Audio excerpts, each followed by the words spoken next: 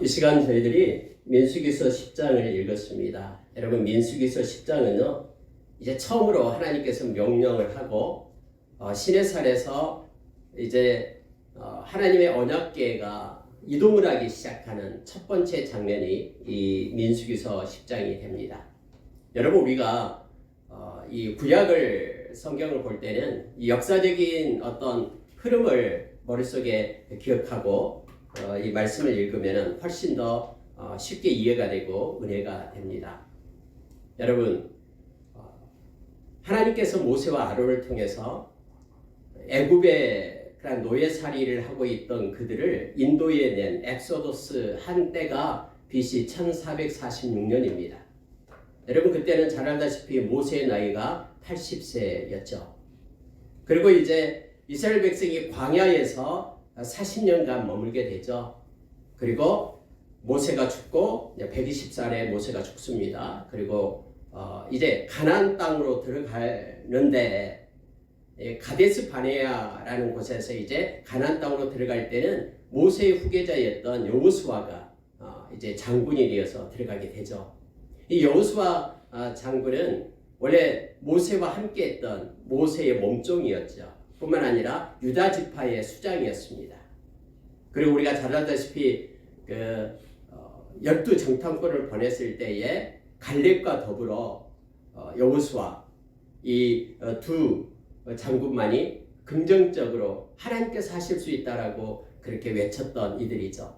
모든 1세대 60만 3,550명은 다 광야에서 죽었지만은 그러나 이 갈렙과 여호수아만 살아서 다시 가나안 땅으로 젖과 꿀이 흐르는 약속의 땅으로 들어갈 수가 있었잖아요.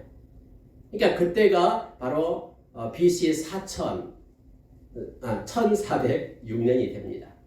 그리고 약 350년 기간 동안 이제 사사들 12사사가 나타나서 그 가나안 땅을 이렇게 다스리게 되죠. 물론 여러분, 가나안 땅에 들어갈 때 여호수아 장군이 그곳에 이미 있었던 약 31명의 왕들이 그곳에 있었거든요. 그들과 싸워서 다 승리를 합니다. 이기고 그들을 몰아내고 12지파의 땅을 분배를 하고, 물론 남아있는 사람도 있었지만 하나님께서 약속이 있기 때문에 다 분배하고 들어가서 이제 여호수아가 죽고 나서 사사들이 일어나서 그 가나안 땅을 통치를 하게 되죠. 그리고 우리가 잘 알다시피 이제 사울 왕이 등장을 하게 되죠. 사울 왕, 다윗 왕, 그리고 솔로몬 왕까지가 120년 기간이에요. 그 기간 동안이 통일 이제 왕국 시대가 되는 겁니다. 그리고 솔로몬이 이제 끝나자마자 다 40년씩 해서 120년 동안이에요. 솔로몬이 BC 930년에 이제 솔로몬의 아들이 나타나는데 르호보암하고 여로보암이 있죠. 르호보암이 솔로몬의 아들이에요. 근데 이 르호보암 때 남북으로 갈라져요. 남쪽은 유다 지파와 베냐민 지파 두 지파가 있게 되고, 이게 유다 왕국이에요. 남유다 왕국. 그리고 북쪽은 북이스라엘, 사마리아를 중심으로 북이스라엘 왕국이 만들어져요. 여기에는 그 여로보암이 처음에 이게 시작을 하게 10개 지파가 뭉쳐 있는 거예요. 근데 우리가 잘 알다시피 북이스라엘 여기에는 우상 숭배를 했잖아요. 왜냐하면 에루살렘 성전이 유다 지파에 있었잖아요.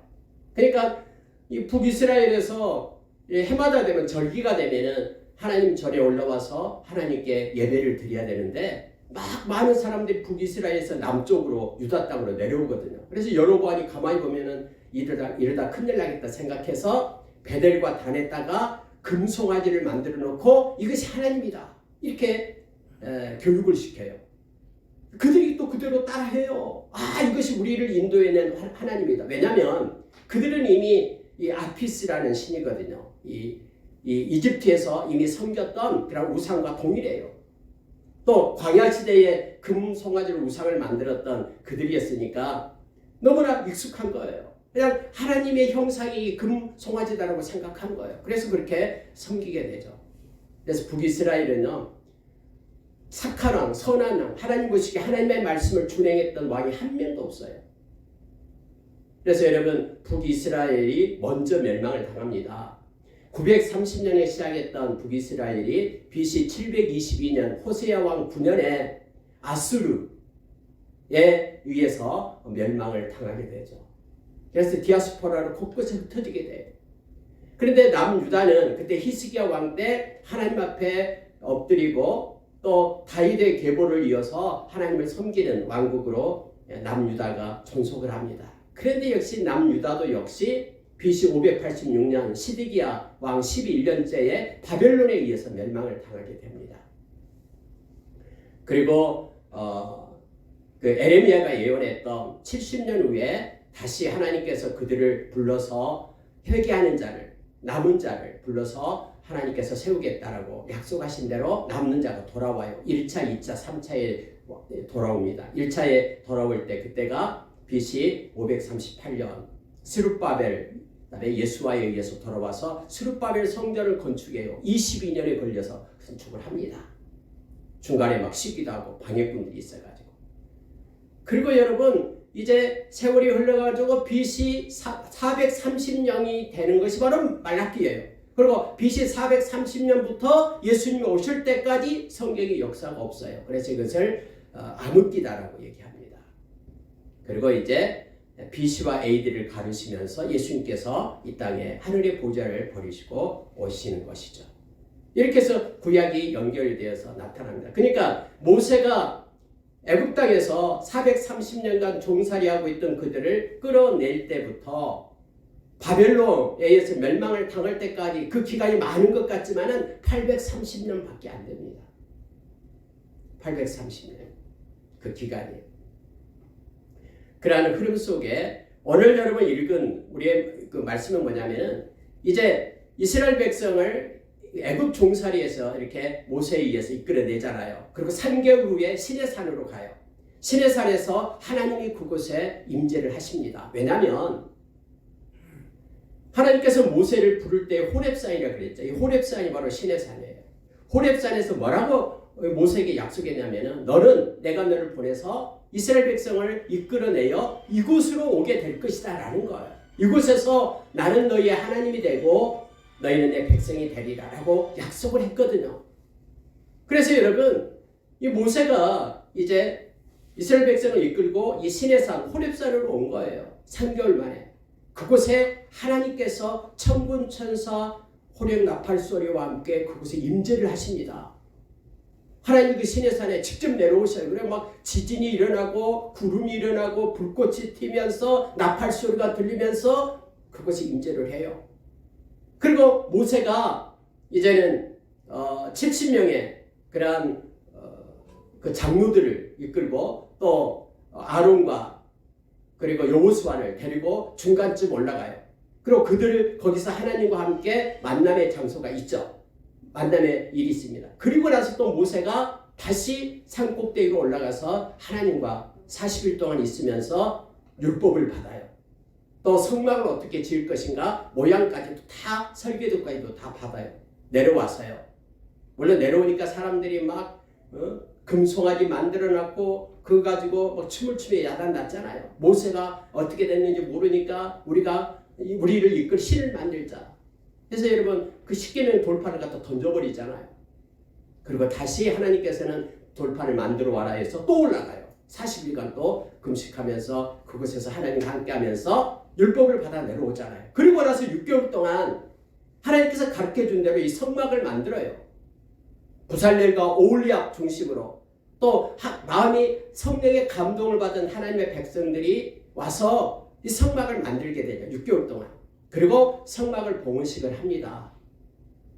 그리고 나서 1년이 지난 거예요. 1년이 지난 다음에 첫 1월 14일 날 6월절을 맞이고 난 다음에 이제 2월달이 된 거예요. 오늘 읽은 말씀이 뭐냐면은 2월 20일이 되니까 이제 하나님께서 말씀을 하는 거예요. 이제는 일어나라. 떠날 때가 되었다라고 말하는 거예요.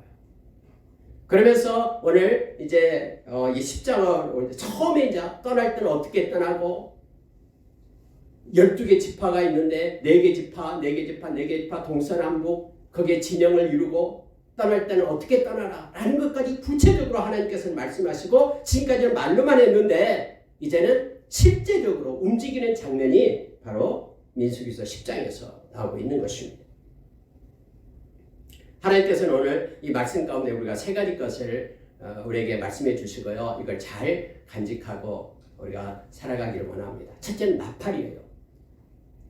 아까 우리가 찬양을 할 때도 하나님의 나팔 소리에 대한 찬양을 했죠. 하나님께서 이 땅에 오실 때 시내산에 임재하실 때도 나팔 소리가 났고요. 또 하나님께서는 오늘 친히 하나님의 작품이에요. 뭐 모세가 막 생각해가지고 나팔을 만들어가지고 이렇게 움직이고 진영을 바꾸고 싸움터 나갈 때는 이렇게 해야 되겠다라고 말한 거 아니에요. 하나님께서 철저하게 하나님께서 말씀하십니다. 자, 우리가 10장 1절을 보십시오. 여호와께서 모세에게 말씀하여 이르시되, 하나님이 말씀하실 거예요. 은나팔을 둘을 만들되 두들겨 만들어서 그것으로 회중을 소집하며 진영을 출발하게 할 것이니라. 이렇게 말합니다. 소집할 때 또 진영을 출발한다라는 것은 군대거든요. 하나님의 군대. 그래서 하나님의 군대가 행진할 때 또 전쟁에 싸움에 나갈 때 이 나팔을 이용해서 하게끔 하나님께서 가르쳐 줍니다. 은으로 된 나팔을 2개를 만들게끔 그렇게 합니다. 그래서 이제는 뭐 크게 불 때, 2개를 같이 불 때, 또 끝을 올려서 불 때, 아니면 계속해서 길게 불 때, 이런 것을 하나님이 직접 가르쳐요. 이렇게 해서 큰 약 250만 명이나 되는 엄청난 이 하나님의 군대가 어떻게 일사불란하게 움직이게끔 하나님이 그렇게 행하시고 있음을 보게 됩니다. 여러분, 우리 인생이 광야와 같은 인생이라고 얘기합니다. 우리가 섬세한 것까지 하나님께 맡기고 의지하면요, 섬세하신 하나님께서는 우리의 인생 가운데 개입하십니다. 그리고 우리를 이끄시고 하나님의 아이디어로 인도하시고 계심을 우리는 기대하고 또 하나님께 우리가 기도로 나아가야 됨을 알게 합니다. 모세야, 네 알아서 해라 라고 맡겨둔 게 아니에요. 나팔 소리까지도 하나님께서 일일이 간섭하시고 그대로 말씀하신 것을 우리가 보게 됩니다. 자, 여러분 8절로 넘어갈게요. 보세요. 그 나팔은 아론의 자손인 제사장들이 불지니 이는 너희 대대의 영원한 율례니라. 또 너희 땅에서 너희가 자기를 압박하는 대적을 치러 나갈 때에는 나팔을 크게 불지니 그리하면 너희 하나님 여호와가 너희를 기억하고 너희의 대적에게서 구원하시리라. 하나님은 무슨 약속을 해주냐면요, 하나님께서 가르쳐준 방법대로 네가 하기만 하면 네가 그를 순종하는 순간 하나님께서 개입하시겠다고 지금 약속하고 있는 거예요. 싸움터에 나가는데 내가 너희들에게 만들어준 이 나팔을 불기만 하면, 오늘 말씀하시잖아요. 너희가 자기를 압박하는 대적을 치러 나갈 때에는 나팔을 크게 불지니 그리하면, 이렇게 성경 말합니다. 너희 하나님 여호와가 너희를 기억하고 너희의 대적에게서 구원하시리라. 여러분, 무슨 나팔을 분다고 뭐 이기고 그럽니까? 우리가 상식적으로는, 이성적으로는 이게 안 되잖아요. 그런데 하나님께서는요, 놀라워요. 하나님이 말씀하신 대로 순종만 하면은 초자연적인 하나님의 손이 움직여서 하나님께서 행하시겠다고 지금 약속하고 있는 거예요. 여러분, 독사에 물려가지고 막 온몸에 독이 퍼져가지고 죽어가고 있어요. 끙끙 앓으면서. 그런데 갑자기 모세가 이 구리로 뱀을 만들어가지고 장대 끝에 달아가지고는 말합니다. 자, 독사 물린 사람들 이거 바라봐라. 그러면 산다. 라고 말하니까 독사 물려가지고 죽어가는 사람들, 그 바라보는 사람들은 다 살아났다고 성경에 말하잖아요. 근데 만약에 말도 안 돼. 무슨 눈으로 저 독사 구리뱀을 바라본다고 병이 낫겠어? 라고 말하는 사람들은 그냥 바라보지 않고 죽어가는 거예요. 여러분, 이것을요, 예수님께서 요한복음 3장 15절 16절에서 우리에게 가르쳐 주잖아요. 14절 15절 16절에서요. 구리뱀을 광야에서 구리뱀이 들려서 그걸 바라보는 자가 사는 것처럼 인자도 들려야 하리니 하면서 십자가에서 예수님께서 못을 박히시고 죽어야 된다라고, 그래서 십자가에 달리신 그 주님을 믿는 자에게 구원을 주시겠다라고 그렇게 약속을 하시잖아요. 여러분, 하나님의 말씀은요, 우리의 이성을 뛰어넘어요. 그래서 우리가 하나님의 말씀이 우리의 이성과 경험과 우리의 지식 위에 두어야 된다라고 성경 말하고 있는 거예요. 고린도후서 10장에 보면은 하나님보다 높아지는 모든 이론과 철학은 다 무너뜨리라라고 얘기합니다. 우리의 생각마저도 하나님 말씀보다 높아진다 그러면 다 복종시켜 그리스도에게 순종케 하라라고 우리에게 가르쳐주고 있죠. 여러분, 나팔을 그렇게 순종하면서 불게 될 때요, 하나님께서는 오늘 말씀을 하십니다. 그리하면 너희 하나님 여호와가 너희를 기억하겠다. 말씀의 약속을 기억하고 하나님께서 전쟁하겠다라고, 너희를 구원하겠다라고 약속하고 있음을 봅니다. 그리고 여러분, 이 나팔은 또 어느 때 부냐면요, 10절에 보십시오. 또 너희의 희락의 날과 너희가 정한 절기와 초하루는 번제물을 드리고 화목제물을 드리며 나팔을 불라. 이런 말, 그로 말미암아 너희의 하나님이 너희를 기억하시리라. 나는 너희의 하나님 여호와니라. 여러분, 하나님께 예물 드릴 때 이 희락의 예물, 희락의 날, 화목제물을 드릴 때, 감사해서 하나님께 드릴 때 나팔을 불라라고 성경은 말하고 있습니다. 그래서 이것이 지켜지게 됐음을 계속해서 하나님께 예배할 때마다 이것이 지켜졌습니다. 나팔은 결국 하나님께서 임재하고 하나님께서 일하시고 역사하시며 우리에게 승리를 주신다라는 그러한 상징으로 가르쳐주고 있는 겁니다. 예물을 드리는데 하나님의 영이시잖아요. 눈에 안 보이잖아요. 무슨 뭐 우상을 만들어 놓고 다른 종교처럼 뭘 만들어, 그게 아니잖아요. 하나님의 영이셔요. 그러면은 나팔을 부는 행위를 통해서 그 나팔을 불 때 우리는 기억을 하는 거예요. 하나님의 말씀으로 약속하셨지. 지금도 살아계셔서 하나님께서는 우리가 드리는 예배를 받으시고 계시지 라는 것을 상징적으로 나타내고 있음을 보게 됩니다. 여러분, 우리 주님 오실 때 나팔 소리가 날까요? 안 날까요? 아까 우리가 찬양을 했듯이요. 나팔을 불어요. 나팔은 승리의 나팔이에요. 우리가 믿음을 가지고 있다라는, 그래서 우리가 기다리고 기다리는 그때가 왔다라는, 하나님께서 개입하시고 하나님이 실제적으로 행하신다라는 표시가 나팔이거든요.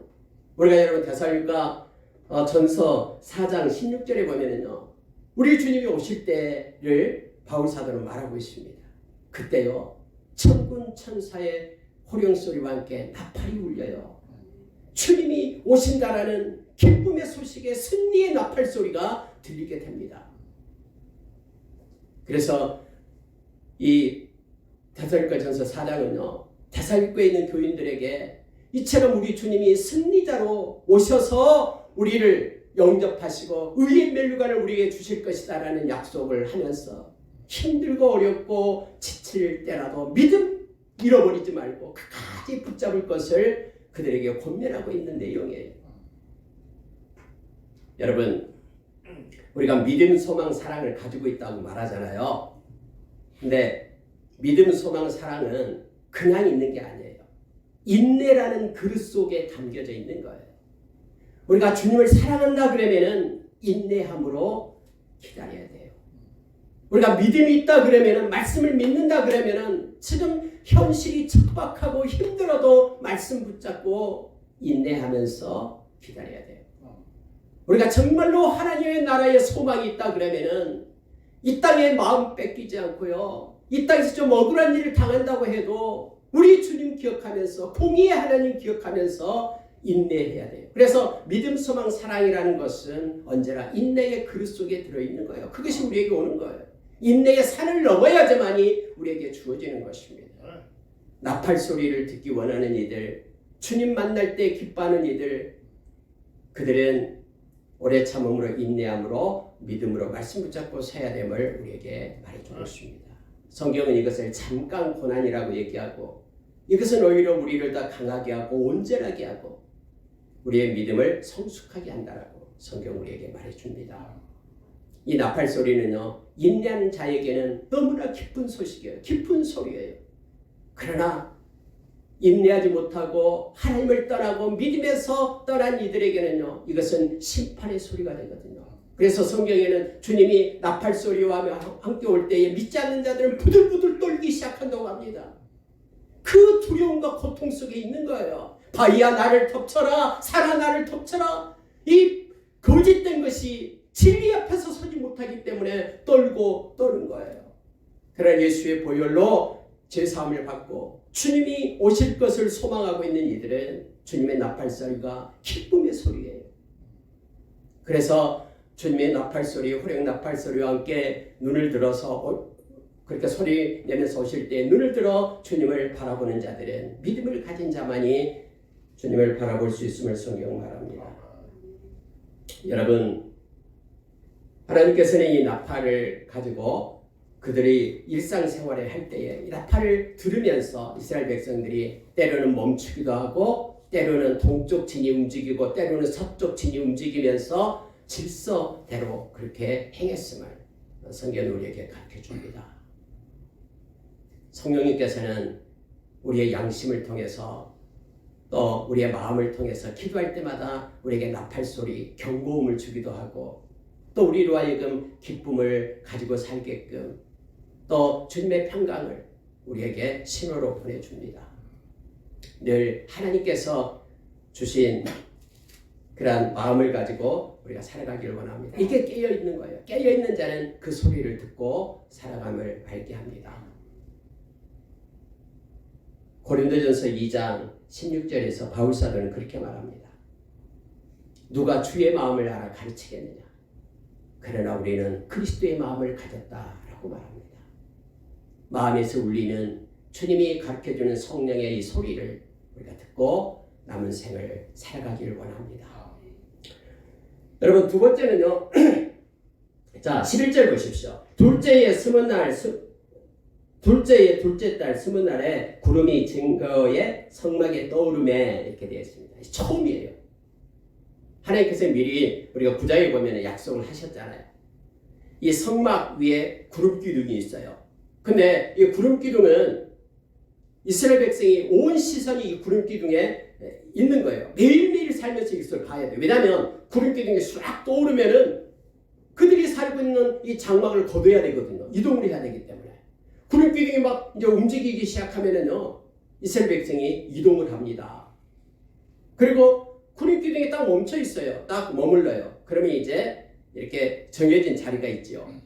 이 성전 중심으로 레위인들이 천막을 치고요. 동서남북 해서 세 지파씩 그렇게 진영을 이룹니다. 그대로 있는 거예요. 하루 이틀 있다 다시 또 오르면 또 가야 돼요. 한 달, 1년 머물러 있어요. 그럼 계속해서 머물러 있는 거예요. 뭐 안달이 나도 그곳에 있어야 되는 거예요. 광야에서의 삶이 그거였습니다. 그들을 인도했던 것이 이 구름 기둥이었거든요. 이 훈련을 하는 거예요. 9장에서도 말씀을 봤습니다만 9장 마지막 절에 바로 그 내용이죠.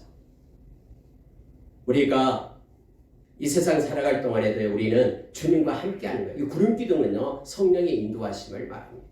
성령님이 우리와 함께하는 거예요.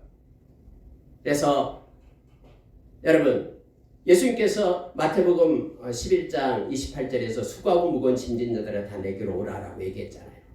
근데 나의 멍에를 메고 내게 배우라 이렇게 말합니다. 그러니까 저와 여러분은요, 주님과 함께하는 이들이에요. 이게 임마누엘이죠. 주님은 이것을 너무너무 원하셔요. 주님은 우리와 함께하기를 너무너무 원하셔요. 식탁의 공동체로 함께하고 싶다라고 요한계시록 3장 20절에서 우리에게 말해주고 있죠.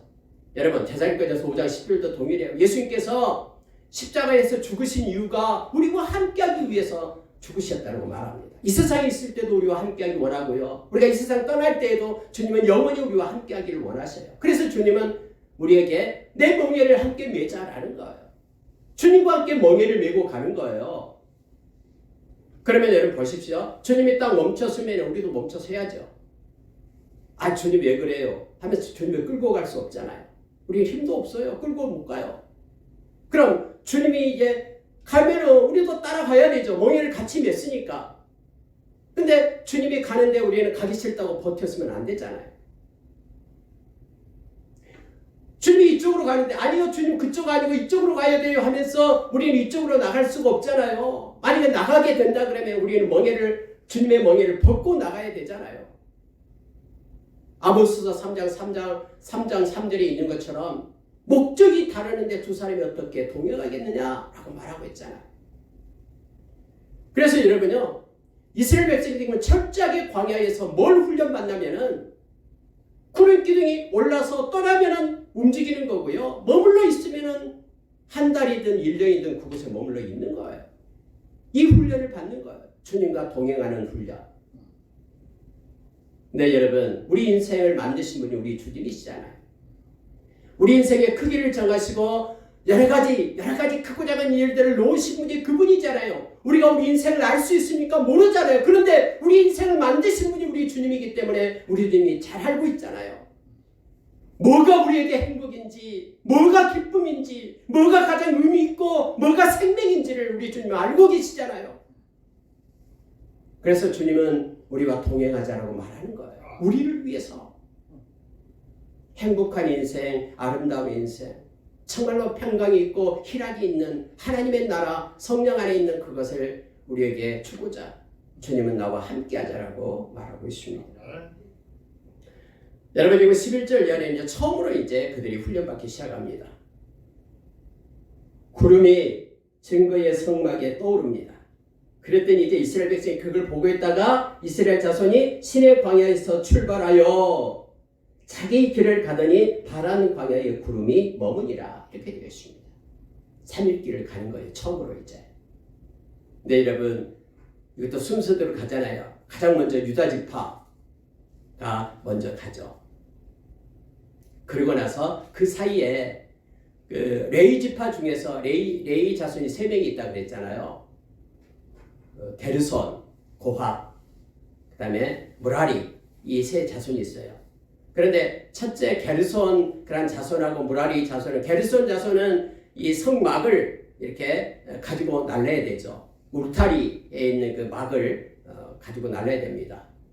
수레 2개에 이렇게 날려야 되죠. 그리고 무라리는요, 이 널판지와 기둥, 고리 이런 것들을 나르게 되죠. 근데 그들이 그 사이에 가요. 그리고 이제 이진이 갑니다. 르우벤 지파에서 또 란 이진이 가게 되고요. 그 다음에 중간에 누가 가냐면 이제 고핫 자손이 가요. 떡상을 메고 가고 번제단을 메고 가고 이 기구를, 성물을 가지고 갑니다. 그리고 이제 세 번째 이제 편대가 가죠. 세 번째 편대는 이제 에브라임 지파 중심으로 갑니다. 그리고 네 번째는 단 지파 중심으로 해서 이제 가게 돼요. 그럼 가장 앞에는 뭐가 갑니까? 가장 앞에는 뭐가 가요? 언약궤가 갑니다. 자, 여러분 30절 한번 보시고요. 그들이 여호와의 산에서 떠나 3일 길을 갈 때에 여호와의 언약궤가 그 3일 길에 앞서가며 그들의 쉴 곳을 찾았고 그들의 진영을 떠날 때의 낮에는 여호와의 구름이 그 위에 덮었었더라. 이렇게 되어 있죠. 언약궤가 가장 먼저 갑니다. 여러분, 언약궤는 뭐가 있습니까? 속죄소가 있고 그곳에 하나님의 임재가 있는 것이죠. 그럼 누가 앞장서서 간다는 거예요? 하나님이 앞장서서 간다는 것을 말하고 있습니다. 언제나 그렇습니다. 언제나 하나님의 백성은요, 하나님의 뒤를 따라가는 이들이에요. 하나님보다 앞서가지 않습니다. 언약궤가 먼저 가서 그곳에 머뭅니다. 머문 그곳에 이제 일진이 오고, 그러면 일진과 이진 사이에 아까 게르손과 무라리 자손들이 이 성막을 가져오고 또 기둥을 가져오고 세팅을 해요. 성막을 먼저 만들어요. 그곳에.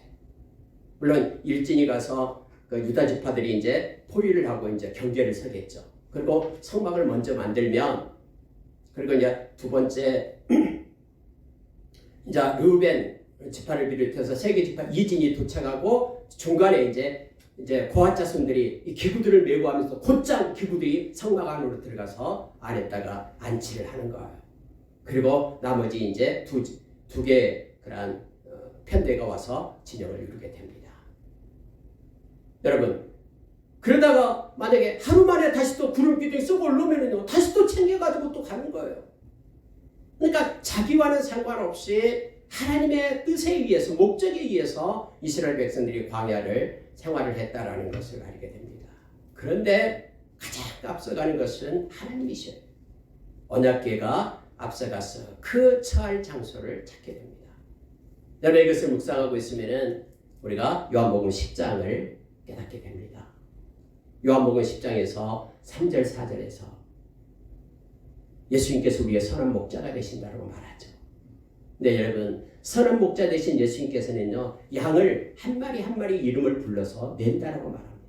그러면 양은 자기 목자의 음성을 듣고 나오는 거예요. 우리 밖으로. 그리고 가만히 있는 거예요. 나왔으면 아무 데나 막 가는 게 아니에요. 성경에 보면 4절에 보면은 목자가 앞서 가면은 양들은 그 목자를 따라서 간다라고 말합니다. 여러분 우리가 요한계시록 7장과 요한계시록 14장에 보면은 거룩한 무리들이 어린 양을 따라가는 장면이 나옵니다. 앞서가는 것이 아니라 따라가는 거예요. 그러면은 이 어린 양은 생명수 샘으로 인도한다라고 말합니다. 언제나 목자는 양들을 인도합니다. 푸른 초장, 잔잔한 물가로 인도하는 것이 목자입니다. 우리가 예수님을 끌고 가려고 하면 안 됩니다. 우리는 예수님께 먼저 맡기고 예수님을 따라가는 제자들임을 우리가 기억하기를 원합니다. 여러분 여기에서요 35절 36절 한번 보십시오. 이것 보고 마치겠습니다. 한 가지 더 보고 내려갈게요. 자, 29절을 먼저 한번 보세요. 29절. 모세의 장인 미디안 사람 느우엘의 아들 호밥에게 이르되 여호와께서 주마하신 곳으로 우리가 행진하나니 약속의 땅으로 행진한다라고 말합니다. 우리와 동행하자. 그리하면 선대하리라. 여호와께서 이스라엘에게 복을 내리리라 하셨느니라. 이스라엘에게 하나님께서 복을 주시겠다라고 약속했기 때문에 우리가 동행하자. 그래 우리가 선대하겠다. 호밥이 나와요. 호밥. 언제 왔는지는 몰라요. 근데 여러분 모세의 이 장인이 미디안 족속이잖아요. 이 앞에는 이드로라고 나오기도 하고 여기서 말하는 느우엘이로 두 개가 같은 사람이에요. 이드로로 표현하기도 하고 느우엘이라고 말합니다. 저번에 여러분 시내산에 이제 왔을 때에 모세의 아내 십보라와 그의 아들 게르솜 또 엘리에셀 이 두 명을 데리고 왔잖아요. 그의 장인이요 모세에게로. 근데 호밥이 왔다는 말은 안 나왔어요. 이드로의 아들이 바로 이 호밥인데 호밥이 나는 가겠다라고 말하는 거예요. 그러니까 모세가 붙잡는 거예요. 가지 마라 이거죠. 자기 이제 처남이 되겠죠. 처남. 가지 말라고 말합니다. 하나님께서 우리에게 복을 주기로 약속했기 때문에 우리가 너를 선대할 때니까 가지 마라. 근데 호밥이 밑에 보세요. 30절에서 호밥이 그에게 이르되 나는 가지 아니하고 내 고향 내 친족에게로 가리라. 나 너희들 따라 안 가겠다라는 거예요. 행진하는 데 같이 안 가고 나는 우리 고향으로 가겠다. 우리 아버지 계시는 곳으로 가겠다. 이렇게 말합니다. 그러니까 다시 한번 붙잡습니다. 31절에서 31절에서 모세가 막 붙잡고 당신은 우리가 광야에서 어떻게 진칠지를 아나니 우리의 눈이 되리이다. 왜냐면요 그 광야 생활을 그들은 했잖아요. 근데 이스라엘 백성들은 애굽 땅에서 종살이만 했기 때문에 어디에다가 텐트를 칠 줄 잘 몰라요. 지형을 몰라요. 그래서 이 호밥을 붙잡고 너희들이 우리의 눈이 되니까 이렇게 붙잡는 것을 보게 됩니다. 더 웃기죠? 왜 웃기나요? 그렇게 하나님께서 모세에게 하나님의 언약궤가 먼저 가고 하나님께서 알아서 다 행할 텐데 이 인간적인 모습을 보면서 호밥한테 의지를 하는 거예요. 모세가. 너는 우리의 눈이다. 왜 이게 눈이에요? 구름 기둥이 인도하고 있고 하나님이 인도하시고 계시는데요. 근데 이 모세는 하나도 경험이 없거든요. 이스라엘 백성도 하나도 경험이 없어요. 광야에 움직이는 게 대해서요. 광야 생활을 안 해봤기 때문에. 그래서 호밥을 붙잡고 막 늘어지고 있는 거예요. 지금. 그러면서 이렇게 말합니다. 우리와 동행하면 여호와께서 우리에게 복을 내리시는 대로 우리도 당신에게 행하리이다. 하나님 우리에게 복 주면 우리도 당신에게 복을 줄 테니까 같이 가자라고 말합니다. 같이 갔을까요? 안 갔을까요? 성경에 안 나와 있어요. 근데 다음에 사사기서 4장에 보면은 호밥의 그 종족 중에 호밥 밑에 겐 종족이 있어요. 겐 족속. 겐 족속이 바로 이 족속이거든요. 근데 이스라엘과 함께 했다라고 말합니다. 아마 함께 갔던 것 같아요. 도와주면서 함께 갔던 것 같는데 성경에는 이후로는 나타나지 않습니다.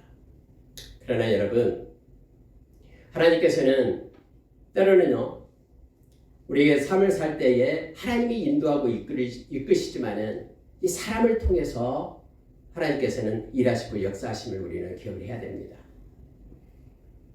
하나님께서는 다음의 역사를 보면 사사기서에 나온 걸로 봐서 아마 동행한 걸로 많은 신학자들이 그렇게 말하고 있습니다. 그런데 앞으로 여행을 하고 이렇게 행하는 것에 있어서 이 호밥이라는 사람의 이름은 나오지 않습니다.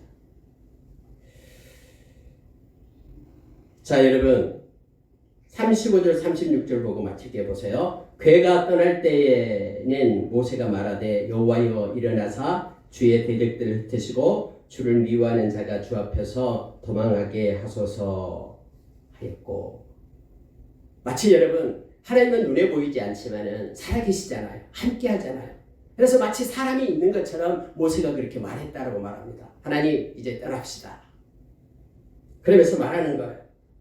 이제 일어나서 주의 대적들을 다 흩으십시오. 왜냐하면 언약궤가 가장 먼저 가거든요.